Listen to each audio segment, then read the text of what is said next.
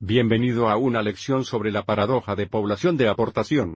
La paradoja de la población es un resultado contraintuitivo de algunos procedimientos de aplicación. Cuando dos estados tienen poblaciones que aumentan en tasas diferentes, un estado pequeño con crecimiento rápido puede perder un asiento legislativo a un estado grande con menor crecimiento. La paradoja surge por rodeo en el procedimiento para dividir los asientos.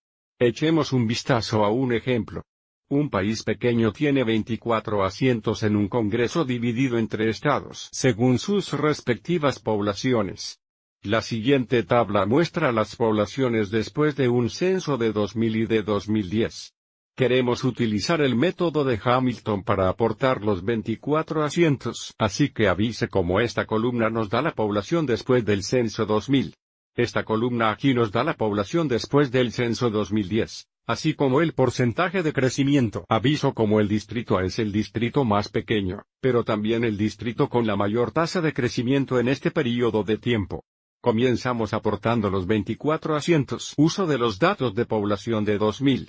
Así que recuerda que el primer paso es encontrar al divisor tomando la suma de la población de todos los estados o distritos, y dividiendo por el número de asientos, que es 24. Danos un divisor estándar de aproximadamente 1566.667. Y ahora tomamos la población de cada distrito, y dividir por el divisor.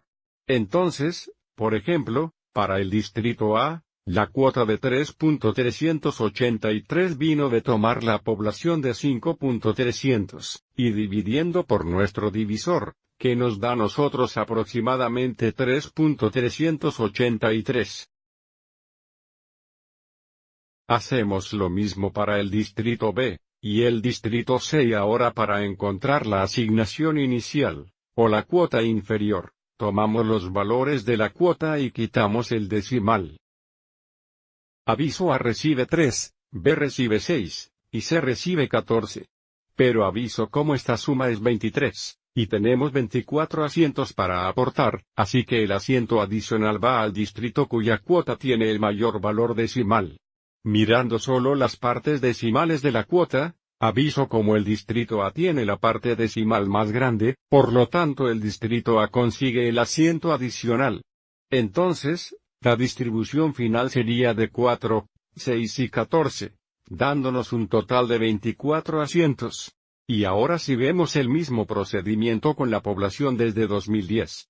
De nuevo, aquí está la población desde 2010. Y también incluimos el porcentaje de crecimiento desde el año 2000. Aviso, la población total para los tres estados es de 45.000, y el número de asientos se mantendrá mismo.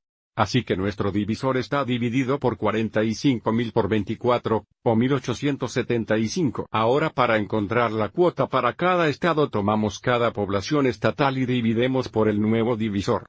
Entonces, por ejemplo, para el distrito A, habríamos dividido 6.800 por 1.875, dando una cuota de aproximadamente 3.627. Y hacemos lo mismo para el distrito B, y el distrito C y ahora para la asignación inicial, o la cuota inferior, tomamos las cuotas y quitamos la parte decimal. Así que avise cómo A recibe 3, B recibe 6 y C recibe 13, pero aviso cómo es esta suma 22.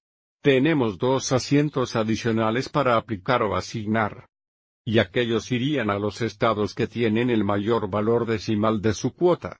Mirando solo las partes decimales de la cuota, aviso como el distrito B y el distrito C.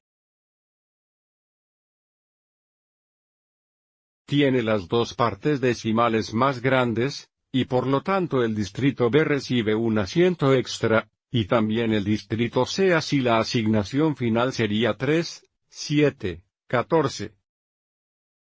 Dando un total de 24 asientos. Así que avise como el distrito A tenía el mayor porcentaje de crecimiento. Pero aviso en el año 2000 hexalitros distrito A tenía 4 asientos.